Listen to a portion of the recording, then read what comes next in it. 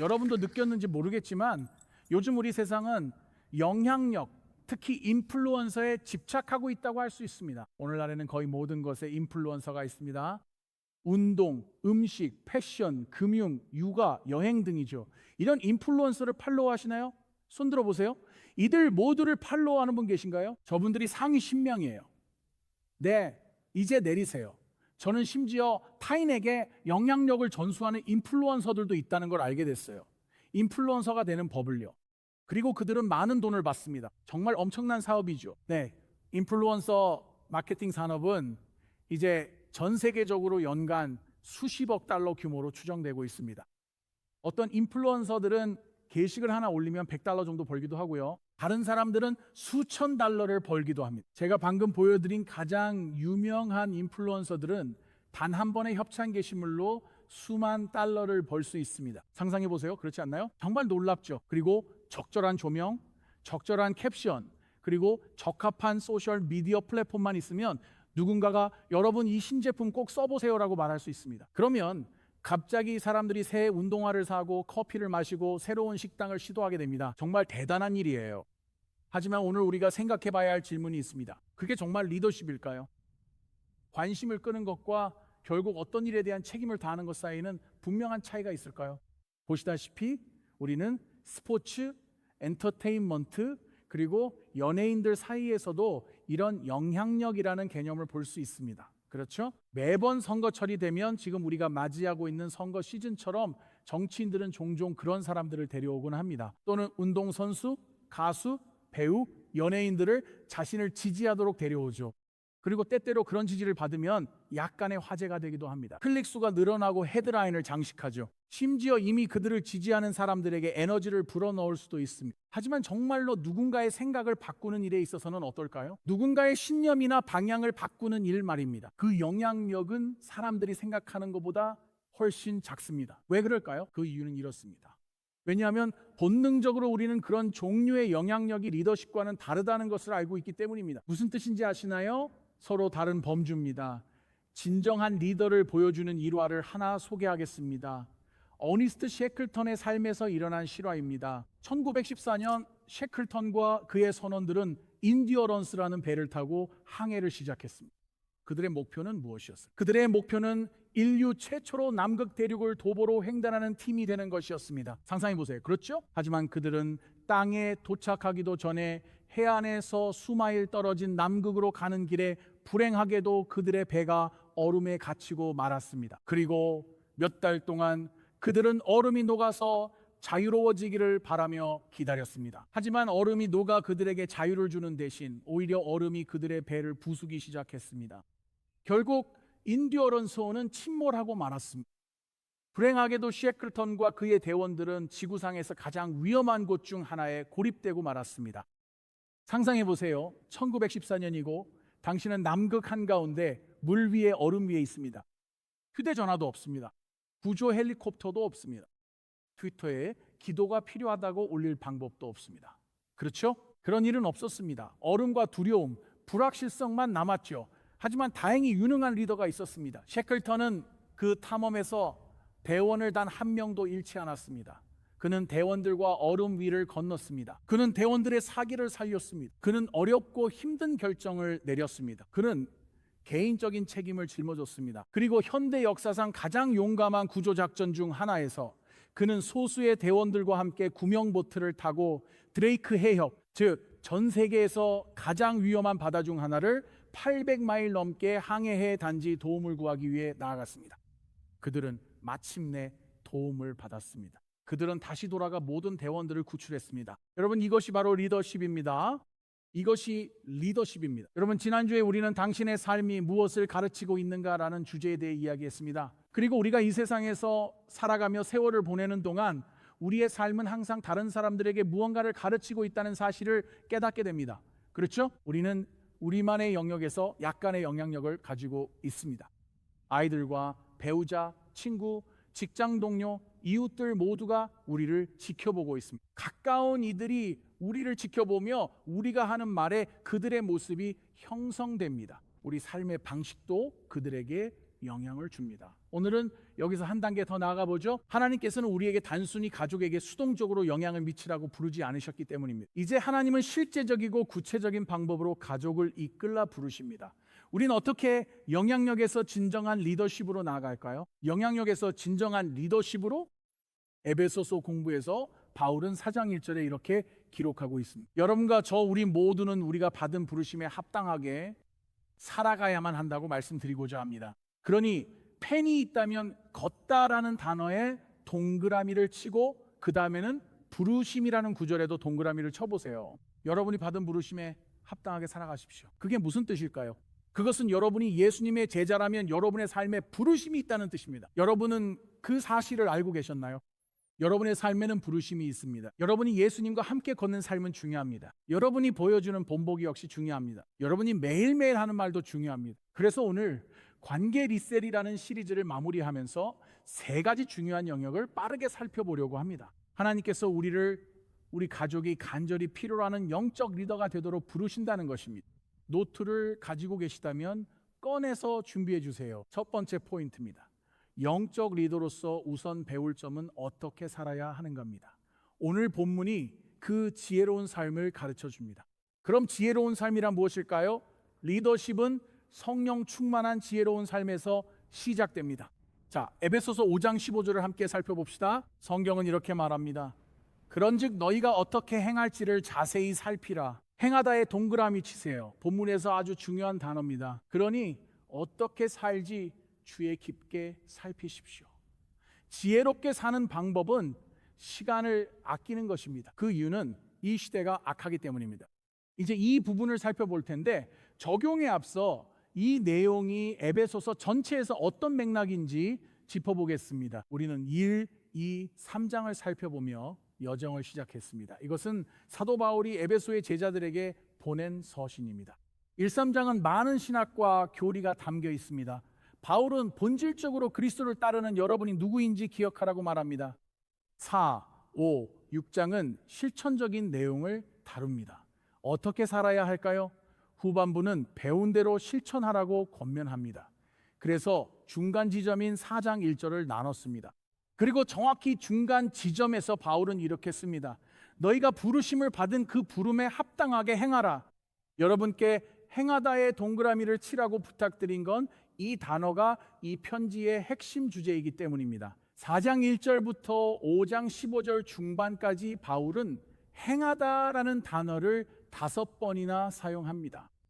그래서 여러분이 직접 공부해 보면 그 사실을 알게 될 것입니다. 바울은 예수님의 제자로서 세상 사람들처럼 살지 말고 5장에서 말한 사랑 안에서 행하라고 합니다. 5장에서도 우리 빛의 자녀로 행하라 합니다. 그리고 다시 15절에서 그는 그러므로 너희가 어떻게 행하는지 자세히 살피라고 말합니다. 무슨 말인지 이해가 되시나요? 다시 말해 그가 말하는 것은 우리 각자가 자신의 삶의 방향에 주의를 기울여야 한다는 것입니다. 왜냐하면 우리가 그것을 이해하기 시작하면 가정에서의 영적 리더십이 실제로 누군가가 지혜롭게 걷기 시작할 때부터 시작된다는 것을 깨닫게 되기 때문입니다. 우리는 그것을 어떻게 알 수 있을까요? 그것은 바로 15절에서 말하고 있기 때문입니다. 지혜롭게 행하라는 구절은 우리 삶의 방향을 제시합니다. 문득 이런 질문이 생깁니다. 지혜란 무엇일까요? 지혜는 지능 이상의 것입니다. 혹시 주변에 아주 똑똑하지만 어리석은 사람이 있나요? 그런 사람을 본 적 있으신가요? 오늘날 우리 세상에는 그런 사람들이 정말 많습니다. 학위가 아무리 많아도 여전히 가족을 파괴할 수 있습니다. 세상 모든 돈을 벌어도 여전히 자신의 영혼을 잘못 관리할 수 있습니다. 이런 일은 오늘날 우리 세상 곳곳에서 볼 수 있습니다. 직장에서 아무리 뛰어나도 말이죠. 집에서 감을 못 잡아도 예산 관리는 가능합니다. 팀을 이끌 수도 있고요. 계약을 성사시킬 수도 있습니다. 심지어 회사를 전체적으로 운영할 수도 있죠. 맞죠? 주변 누구보다 기술을 잘 이해하면서도 정작 이런 건 모를 수도 있습니다. 결혼생활 역사상 배우자에게 진정해라고 말해서 진정한 사람은 아무도 없었다는 걸 알고 계시죠? 현명하지 못한 행동이니 그런 말은 삼가세요. 그건 정말 현명하지 못해요. 성경에서 이와 관련해 대표적인 예는 솔로몬입니다. 그는 이스라엘의 3대 왕이었죠. 성경이 처음이면 사울, 다윗, 솔로몬 순입니다. 솔로몬이 왕이 되었을 때 하나님께서 그에게 특별한 지혜를 주셨습니다. 그는 통찰력, 리더십, 그리고 탁월한 이해력으로 전 세계의 이름을 알리게 되었습니다. 실제로 성경에는 사람들이 이 사람의 말을 듣기 위해 먼 나라에서까지 찾아왔다고 기록되어 있습니다. 여러 면에서 우리는 솔로몬이 오늘날 사람들이 쫓는 모든 것을 다 가졌다라고 말할 수 있습니다. 오늘날 사람들이 쫓는 모든 것 말이죠. 왜일까요? 그는 지성도 있었고 영향력도 있었으며 엄청난 자원과 놀라운 권력, 그리고 믿을 수 없는 기회까지 앞에 두고 있었습니다. 그렇다면 그는 그 모든 것을 앞에 두고 무엇을 했을까요? 시간이 지나면서 성경은 솔로몬의 마음이 하나님에게서 멀어지기 시작했다고 말합니다. 열왕기상 11장에서는 그의 많은 아내들이 그의 마음을 여호와에게서 돌이키게 했다고 성경이 기록하고 있습니다. 그게 무슨 뜻일까요? 솔로몬은 주변의 모든 이웃 왕들과 나라들과 정치적 동맹을 맺기로 결정했고, 그 이웃 공동체의 여러 공주들과 결혼하면서 그것이 좋은 생각이라고 여겼습니다. 하지만 그건 좋은 생각이 아니었습니다. 공주들이 이스라엘의 우상을 드려왔기 때문이며, 솔로몬은 결국 우상 숭배를 허락하고 이스라엘 한가운데에 그들을 위한 신전까지 지었습니다. 믿을 수 있나요? 상상해 보세요. 가장 지혜로운이라도 어리석은 선택을 합니다. 성경은 그가 하나님께 온전히 순복하지 않자 이 일이 일어났다고 합니다. 그래서 바울이 이 구절에서 우리에게 단순히 똑똑하기만 해서는 안 된다고 말하는 것입니다. 우리는 지혜로워야 합니다. 그래서 이런 질문이 생깁니다. 성경적 지혜란 무엇일까요? 여기 화면에 우리를 위한 좋은 실용적 정의가 있습니다. 성경적 지혜란 여러분과 제가 인생을 누구의 관점에서 볼 수 있는 능력일까요?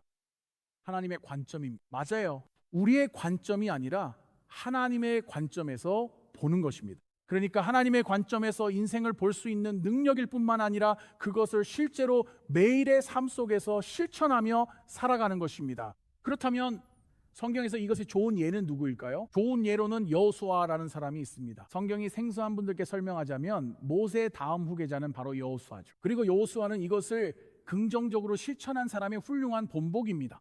무슨 일이 있었는지 보시죠.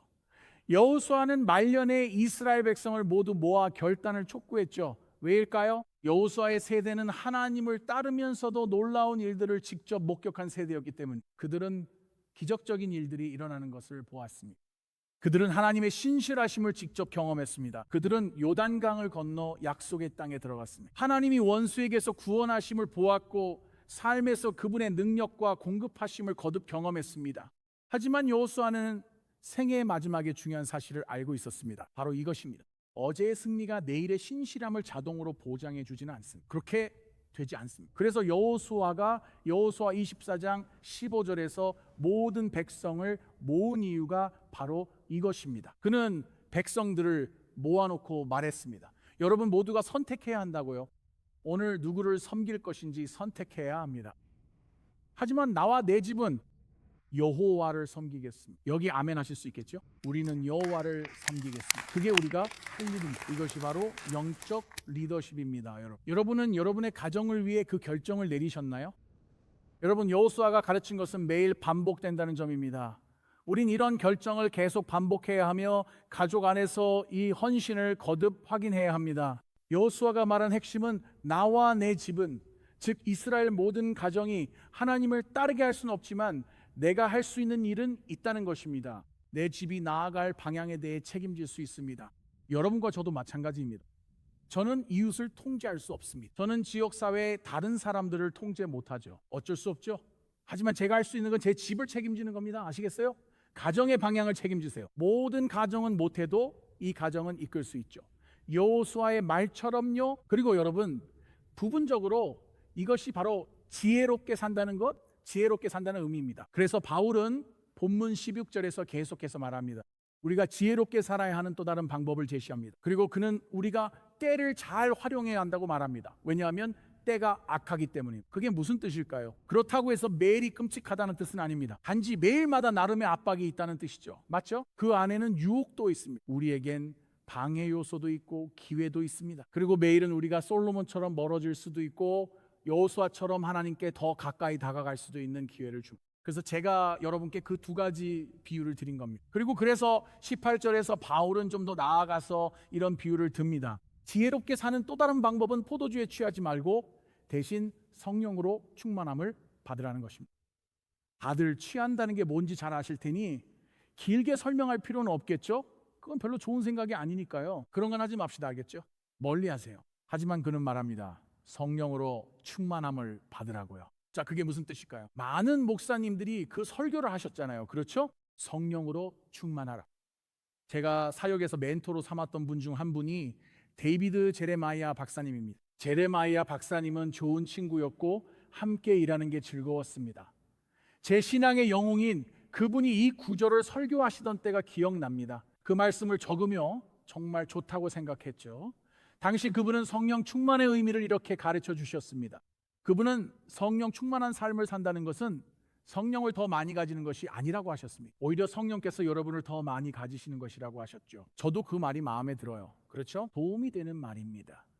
이 구절은 바울이 두 삶의 방식을 대조하고 있음을 보여주기 때문입니다. 한 삶은 하나님이 아닌 다른 것에 의해 지배받는 삶이고, 다른 삶은 하나님의 성령께 온전히 맡겨진 사람의 삶이죠. 맞죠? 그래서 질문은 단순히 여러분이 좋은 결정을 내리고 있느냐가 아닙니다. 여러분과 제가 끊임없이 스스로에게 던져야 할 더 깊은 질문은 무엇이 우리를 채우고 있는가입니다. 누가 우리를 채웁니까? 여러분에게 다시 묻고 싶습니다. 오늘 여러분을 지배하고 있는 것은 무엇인가요?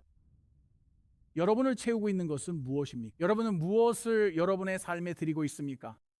무엇이 혹은 누가 여러분의 말과 태도, 반응을 형성하고 있습니까? 무엇을 받아들이고 수용하시나요? 누가 인간관계 감사 예배 모두를 주관합니까? 이렇게 영적 체크리스트를 점검하며 우리는 지혜롭게 살 수 있습니다. 성경에 따르면 올바르게 이해된 성령 충만함은 더 시끄러운 삶이 아니니까요. 그것은 바로 항복하는 삶, 내어 맡기는 삶입니다. 비유를 하나 들어보겠습니다. 성령님이 여러분 인생의 운전대를 잡고 계실 때 단순히 차 안에 앉아 계신 것이 아닐 때입니다. 제가 무슨 말 하는지 아시는 분들 계시죠? 그리고 이것이 바로 우리가 지혜롭게 살아가기 시작할 수 있는 방법 중 하나입니다. 옆 사람에게 지혜롭게 사세요라고 말해봅시다. 그래요, 해보세요. 좋아요. 두 번째로 넘어가겠습니다. 그 이상은 말하지 마세요. 그냥 친절하게 하세요. 그냥 지혜롭게 살아가세요라고만 말하고 넘어가세요. 좋습니다. 여러분도 미니 설교 중이시죠? 좋습니다. 두 번째는 신실하게 사랑하기입니다. 적어보세요. 네, 다음으로 넘어가겠습니다. 결혼에서의 영적 리더십은 그리스도를 닮은 희생과 매우 비슷하게 보일 것입니다. 그래서 바울은 다음 9절 22절부터 33절에서 계속해서 이야기할 텐데, 성령 충만한 삶에서 결혼 생활, 즉 결혼 관계로 주제를 옮길 것입니다. 전체 본문을 다 다룰 시간은 없으니 25절에만 집중하려고 합니다. 괜찮으시다면 남편들에게만 말씀드리고 싶어요. 25절입니다. 남편들아 아내를 사랑하십시오. 어떻게 해요? 그리스도께서 교회를 사랑하신 것처럼요. 네.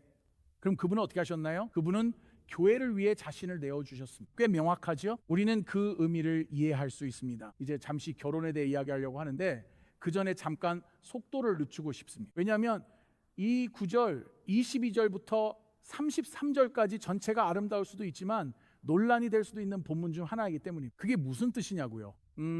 이 구절은 아름답습니다. 왜냐하면 예수 그리스도를 따르는 우리에게 이 구절은 결혼이 무엇을 반영해야 하는지, 결혼이 무엇을 의미하는지에 대해 성경에서 가장 명확한 그림 중 하나를 제시해 주기 때문입니다. 하지만 우리 사회에서는 논란이 되기도 합니다. 왜냐하면 우리가 살고 있는 문화는 결혼, 성별, 성, 그리고 사랑의 의미 자체와 같은 것들에 대해 좋게 말하면 매우 혼란스러워졌기 때문입니다. 목사로서 저는 이 문제에 대해 우리가 거칠 필요는 없다고 봅니다. 화를 낼 필요도 없으며 모든 설교를 이런 주제의 문화 전쟁으로 만들 필요도 없습니다. 다만 여러분의 목사로서 성경의 가르침과 하나님의 결혼 설계를 분명히 말하는 것이 제 책임입니다. 이 정도면 괜찮으신가요? 그래서 오늘 우리가 그 일을 하려고 합니다. 왜냐하면 교회가 사랑과 성경에 근거해 하나님께서 결혼에 대해 말씀하신 것을 가르치지 않는다면 다음 세대는 결국 문화가 결혼에 대해 말하는 것만 듣게 될 것이기 때문입니다. 그래서 목회자들과 강단의 책임은 우리 문화를 돕는 데 있습니다. 제 생각에 문화가 혼란스러운 것은 정보가 부족해서가 아닙니다. 그 정보는 성경의 페이지에 분명히 나와 있습니다. 우리는 곧 그것을 살펴볼 것입니다. 제 생각에 문화가 약간 혼란스러운 이유는 솔직히 말해서 단순히 하나님의 원래의 설계를 거부했기 때문입니다. 그래서 이렇게 말씀드리고 싶습니다. 괜찮으시죠? 처음부터 결혼은 하나님의 아이디어였습니다. 그것은 우리의 생각이 아니었습니다. 정부가 만든 것도 아니었습니다. 특정 문화 집단이 만든 것도 아니었습니다. 여론조사나 법원 판결, 사회적 유행에 의해 설계된 것이 아닙니다. 결혼은 하나님께서 한 남자와 한 여자가 하나님 앞에서 맺는 언약적 관계로 설계하신 것입니다. 그게 전부입니다.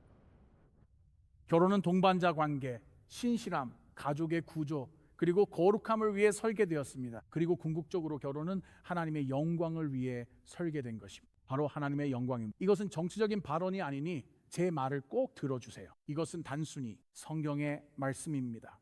사실 성경이 뭐라고 하는지 보여드리죠. 창세기 2장에는 하나님이 남녀를 창조하신 이야기가 나옵니다. 하나님께서 그들을 만나게 하시고 하나로 연합하게 하셨으며 둘이 한 몸이 되게 하셨습니다. 예수님께서도 이 땅에 계실 때 마태복음 19장에서 창세기 2장의 그 성경적 설계를 다시 한번 확증하셨습니다. 그리고 예수님께서 이렇게 말씀하셨습니다. 하나님께서 짝지어 주신 것을 사람이 나누지 못할지니라. 아주 분명하죠. 그리고 다시 여기 에베소서 5장에서 바울은 결혼이 훨씬 더 깊은 무언가를 가리킨다고 보여줍니다. 결혼은 그리스도와 그의 교회에 살아있는 그림이 됩니다. 그래서 여러분이 결혼하셨다면 오늘 제가 정말로 바라는 것은 남편과 아내가 함께 창세기 2장, 마태복음 19장, 에베소서 5장을 읽고 결혼이라는 단어에 대해 성경적으로 공부해 보는 것입니다. 성경의 결혼 정의를 살펴보세요. 15분이면 충분합니다. 즐거운 시간이 될 겁니다. 이 주제를 어려워하는 분들도 직접 연구하고 숙제해 볼 수 있게 성경적 로드맵을 제시했습니다. 그러니 기독교인이나 목사가 성경적 결혼을 옹호하는 것은 구시대적 전통을 따르는 게 아닙니다. 저희 일은 그런 게 아닙니다. 하나님이 말씀을 통해 주신 신성한 그림을 지킬 뿐입니다. 아멘.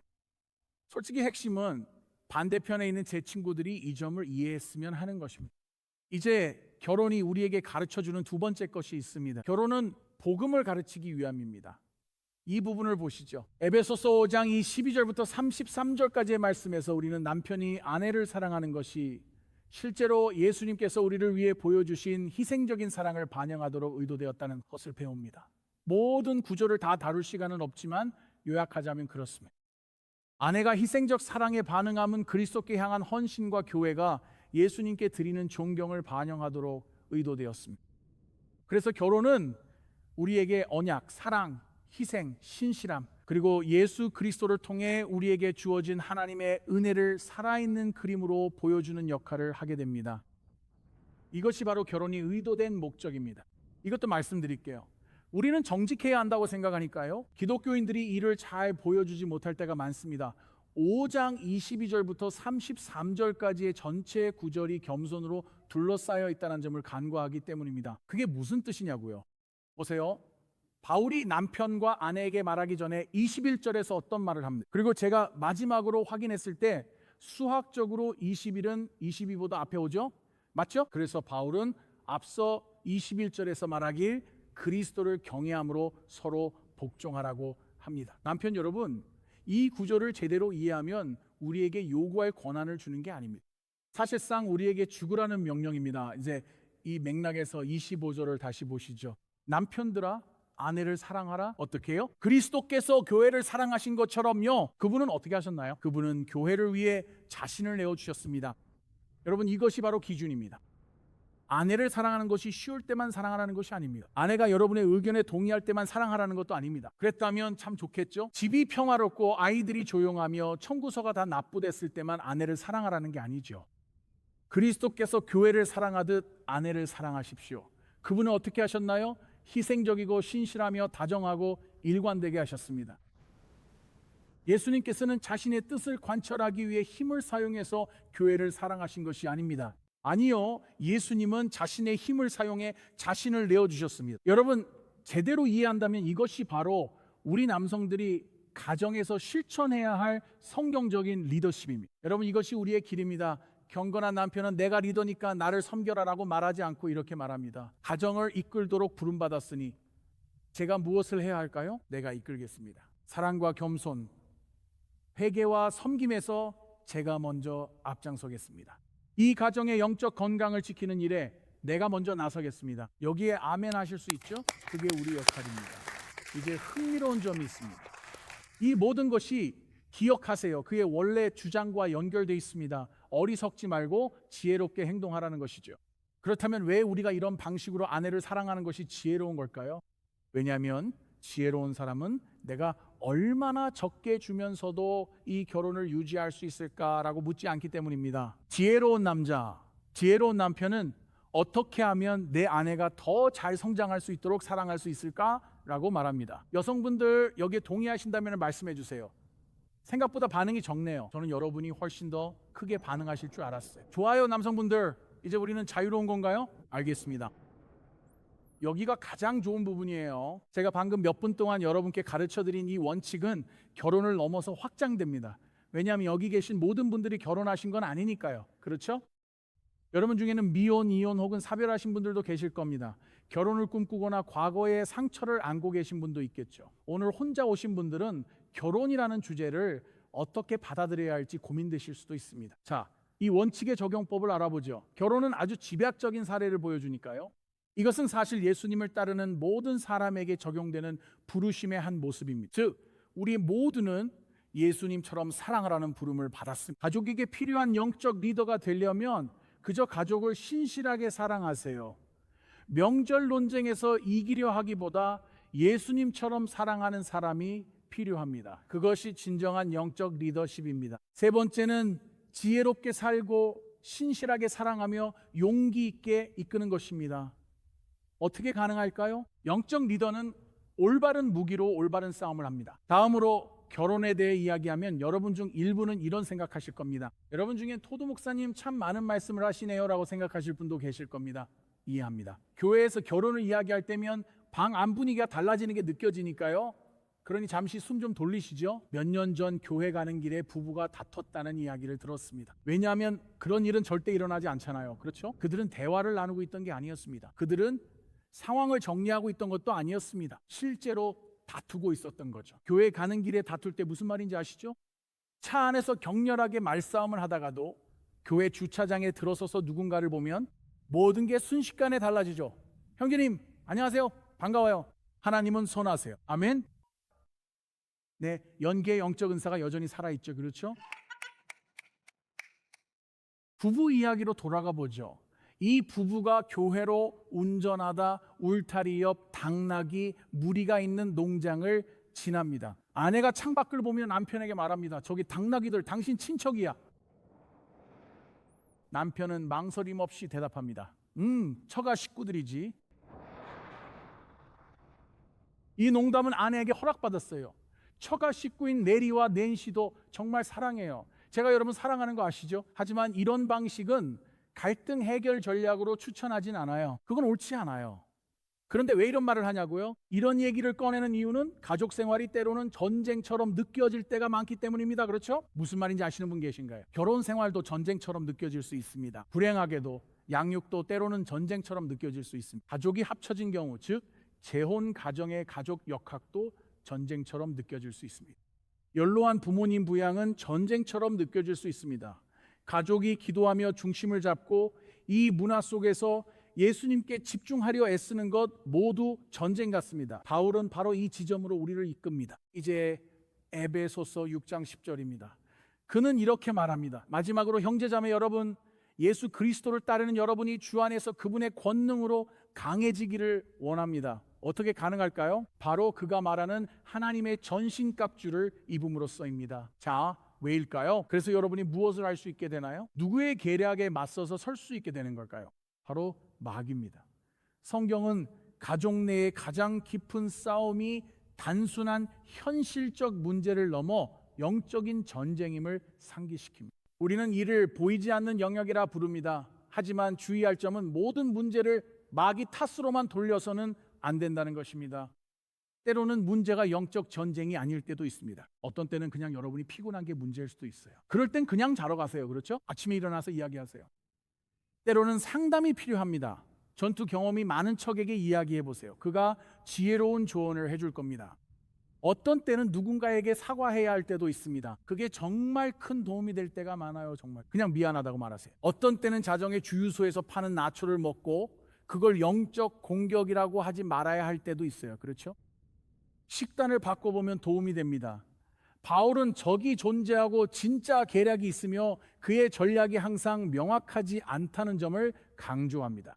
왜일까요? 그는 만화처럼 삼지창과 빨간 망토를 들고 나타나지 않으니까요. 그렇게 작동하는 게 아닙니다. 그가 어떻게 일하는지 말씀드릴게요. 그는 속임수, 분열, 산만함, 낙담, 쓴마음, 교만, 두려움, 고립 등 이런 모든 것들을 통해 나타납니다. 맞죠? 이런 예는 계속됩니다. 이건 그가 가장 좋아하는 전략이니 꼭 메모해 두세요. 그는 우리가 잘못된 적과 싸우게 만들고 싶어 합니다. 그는 우리가 엉뚱한 적과 싸우게 하려 합니다. 바울은 12절에서 말하죠. 씨름은 혈과 육의 것이 아니라고요. 즉 서로 싸우는 게 아닙니다. 그게 진짜 싸움이 아니에요. 그러니까 적용해서 말하자면 당신의 배우자가 적이 아닙니다. 당신의 자녀들도 적이 아닙니다. 당신의 부모님도 그분들도 적이 아닙니다.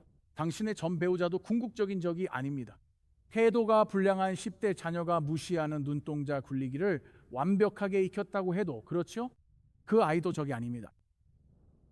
적이 하려는 일이 바로 이것입니다. 적은 여러분의 가정을 서로를 위해 싸우는 것이 아니라 서로를 상대로 싸우는 전쟁터로 만들고 싶어 합니다. 이해가 되시나요? 지금 벌어지고 있는 일이 바로 그겁니다. 그리고 우리 모두가 되기를 바라는 가정의 영적 리더들은 눈에 보이지 않는 세계에서 일어나는 일의 표면 아래를 보고 그 이면을 꿰뚫어 보는 법을 배워야 합니다. 영적 리더들은 현재 겪는 갈등이 단지 이 문제 때문만은 아님을 잘 이해합니다. 이해가 되시나요? 논쟁의 이면에는 분명 다른 무언가가 있습니다. 그 뒤에는 자존심이 있을 수도 있습니다. 거리감 뒤에는 낙담이 숨어 있을 수도 있습니다. 분노 뒤에는 두려움이 있을 수도 있습니다. 유혹 뒤에는 속임수가 있을 수도 있습니다. 쓴 마음 뒤에는 치유와 화합을 방해하는 원수가 있을 수 있습니다. 성경은 우리에게 하나님의 전신갑주를 입으라고 말합니다. 바울은 14, 17절에서 하나님의 전신갑주를 설명합니다. 그는 진리, 의, 평화, 믿음, 구원, 하나님의 말씀과 기도 등을 언급합니다. 이것들은 우리가 장신구처럼 착용하는 종교적인 액세서리가 아닙니다. 아니요. 이것들은 우리가 이 영적 전쟁에서 싸울 수 있도록 주어진 영적인 무기들입니다. 올 8월 남성 컨퍼런스에선 주신 도구와 이를 영적 전쟁에 활용하는 법을 다룰 겁니다. 남성분들은 8월에 꼭 참석해 주십시오. 하나님께서 진리와 믿음의 도구들을 주신 이유는 무엇일까요? 적의 거짓을 진리 없이 싸울 수 없기 때문입니다. 예수 그리스도에 대한 믿음 없이는 이 세상에서 두려움을 이길 수 없습니다. 말씀 없이는 마귀의 유혹을 못 이깁니다. 예수님도 그렇게 싸우셨죠. 기도 없이 영적 전쟁을 못하기에 하나님은 이 도구들을 주셨습니다. 하지만 바울이 10절에서 먼저 뭐라 하는지 보세요. 스스로 강해지라가 아니라 주 안에서 강해지라고 말합니다. 그리고 어디서일까요? 그의 힘의 능력 안에서입니다. 모든 건 그분 몫입니다. 여기 계신 많은 분이 자기 힘으로 가족을 이끌다 지쳐 포기 직전입니다. 포기하고 싶으신가요? 더는 못하겠어라고 생각하시겠죠? 의지만으론 가족을 영적으로 이끌긴 힘듭니다. 그건 절대 불가능합니다. 당신에게는 주님의 힘이 필요합니다. 그렇다면 용기 있는 리더십이란 무엇일까요? 용기 있는 리더십은 시끄러운 것이 아닙니다. 통제하려는 것도 아닙니다. 극적인 것도 아닙니다. 무엇인지 아시겠습니까? 가족을 위해 기도하는 아버지입니다. 가족에게 진리와 사랑을 말하는 어머니입니다. 겸손을 선택하고 섬김을 선택하는 남편입니다. 두려움보다 믿음을 선택하는 아내입니다. 조부모도 마찬가지입니다. 여기 조부모님들 몇 분이나 계신가요? 조부모님들 손 들어 보세요. 여러분의 가장 큰 영적 무기는 다음 세대를 위한 중보입니다. 바로 그 다음 세대를 위해 중보하는 것입니다. 가족의 말대로 이 집에서 원수가 활개치게 두지 맙시다. 다들 그렇죠? 우린 안 그럽니다. 이 집에서는 하나님이 마지막 말씀을 하십니다. 여러분, 이것이 바로 영적 리더십입니다. 그러니 가족이 필요로 하는 영적 리더가 되고 싶다면 용기 있게 이끌어 가십시오. 다시 말하지만 가족은 여러분이 모든 싸움에서 이기길 바라지 않습니다. 가족은 여러분이 올바른 싸움을 하길 원합니다. 이제 시리즈를 마무리하려고 합니다. 오늘 말씀을 마치며 모든 것을 한 가지 질문으로 정리하겠습니다. 여러분의 가족이 필요로 하는 리더가 되기 위해 어떻게 해야 할까요? 다시 읽어보죠. 오늘 여러분의 가족이 필요로 하는 리더가 되기 위해 어떤 단계를 밟아야 할까요? 완벽한 리더가 아니라, 왜냐하면 우리 중 누구도 거기까지 도달할 수 없으니까요. 가장 목소리가 큰 리더도 아닙니다. 그건 아무에게도 도움이 되지 않으니까요. 가장 종교적인 리더도 아닙니다. 그저 종교적인 거칠이라면 모두가 그걸 꿰뚫어 볼 수 있습니다. 하지만 우리가 조금 전에 배운 것처럼 성령으로 충만한 리더가 되는 것입니다. 성령님께 순복하는 사람이 되는 것이죠. 그래서 오늘 여러분에게는 지혜롭게 사는 것에서부터 시작될 수도 있습니다. 그렇죠? 여러분은 솔로몬처럼 영적으로 표류하는 것을 멈춰야 합니다. 대신에 여호수아처럼 여러분을 채우고 이끄는 것이 무엇인지, 그리고 여러분의 가정 분위기를 어떻게 형성하는지 더 주의 깊게 살펴봐야 합니다. 나와 내 집은 여호와를 섬기겠노라. 진실한 사랑에서 시작해 보세요. 가족과 아내에게 자신을 낮춰 사과하고 그들을 더 잘 섬기는 법을 배워야 할 수도 있습니다. 어쩌면 용서하는 법을 배워야 할지도 모릅니다. 예수님처럼 가족 간의 점수를 따지기보다 그저 사랑하며 시작할 수 있습니다. 아니면 용기 있게 이끌며 시작할 수도 있죠. 우리는 방금 그 이야기를 했죠. 잘못된 싸움을 멈추고 다시 기도하기 시작하세요. 가정에서 다시 의를 위해 일어서기 시작하세요. 다시 믿기 시작하세요. 다시 사랑 안에서 진리를 말하기 시작하세요. 잘 들으세요, 여러분. 영적 리더십은 집안에서 누군가가 그 책임을 질 때 시작됩니다. 오늘 그 주인공이 여러분일 수 있습니다. 그러니 떠나시기 전 함께 마무리하며 두 가지 기도를 드리겠습니다. 첫 번째는 이미 예수님을 따르는 우리를 위한 기도입니다. 하나님이 오늘 우리를 영적 리더십으로 부르심을 합니다. 해당되시는 분들은 저와 함께 고개 숙여 함께 기도하겠습니다. 첫째로 이미 주를 아는 우리를 위해 기도합시다. 주님, 저부터 지혜롭게 하소서라고 고백하십시오. 저를 더 사랑이 많고 더 용기 있게 만들어주세요. 그렇다면 이 기도를 여러분의 기도로 삼으세요. 아버지, 저부터 시작해 주세요. 아버지시여, 제발 저를 도와주세요. 성령으로 저를 채워주세요. 제가 지혜롭게 살아갈 수 있도록 도와주세요. 제가 신실하게 사랑할 수 있도록 도와주세요. 제가 제 가족 안에서 용기 있게 이끌 수 있도록 도와주세요. 아버지, 제가 방황하거나 혹은 반응하거나 과하게 반응하거나 제 책임을 회피했던 것들을 용서해 주세요. 어쩌면 저는 제 힘으로만 이끌려고 했을지도 못. 주님, 오늘 저를 주님을 더 닮게 해주시겠습니까? 저를 예수님을 더 닮게 해주시고 제 삶을 통해 가장 가까운 사람들이 주님께 나아올 수 있도록 사용해 주세요. 이제 모두 고개 숙인 채로 제가 드릴 두 가지 기도 중 첫 번째는 우리 믿는 자들을 위한 것이었습니다. 다음은 아직 예수 그리스도를 개인의 구주로 영접하지 않은 분들을 위한 기도입니다. 여러분이 삶을 예수님께 온전히 맡겨야 가족을 인도할 수 있죠. 기독교인이 된다는 건 의지적으로 더 나은 사람이 되는 게 아니에요. 그것은 하나님의 은혜로 새롭게 되는 것입니다. 예수님은 죄를 짓고 각자 방황하며 기준에 못 미친 우리를 위해 오셨습니다. 예수님은 죄를 위해 십자가에서 죽으시고 우리가 용서와 회복으로 새롭게 되도록 부활하셨습니다. 이는 삶을 들여 그분을 따르기로 결단하고 그분을 구주로 영접하며 시작됩니다. 오늘 예수님을 구주로 믿기로 하셨다면 저와 함께 이 기도를 따라해 주십시오. 이번엔 제가 소리내 기도하니 같이 기도합시다. 저를 따라하세요. 제 말을 따라하세요. 함께 소리내어 기도하면 아무도 외롭지 않을 겁니다. 다 같이 시작해보죠. 예수님, 오늘 제 삶을 주님께 드립니다. 주님이 제 죄로 십자가 죽으심을 믿어요. 그리고 다시 살아나셨음을 믿습니다. 제 죄를 용서해 주세요. 저를 구원해 주세요. 저를 새롭게 해 주세요. 그리고 주님의 영으로 저를 채워 주세요. 오늘 이 순간부터 주님을 따르겠습니다. 예수님의 이름으로 기도합니다. 아멘. 아멘. 처음 기도하신 분들을 환영합니다. 축하드립니다. 여러분도 아시겠지만 우리 컴퍼스 교회에선 매달 수십 명이 각 예배에서 그렇게 결단하고 있습니다. 하나님께서 일하시는 걸 보는 게 놀라웠어요. 오늘 처음 기도하신 분들을 돕고 싶습니다.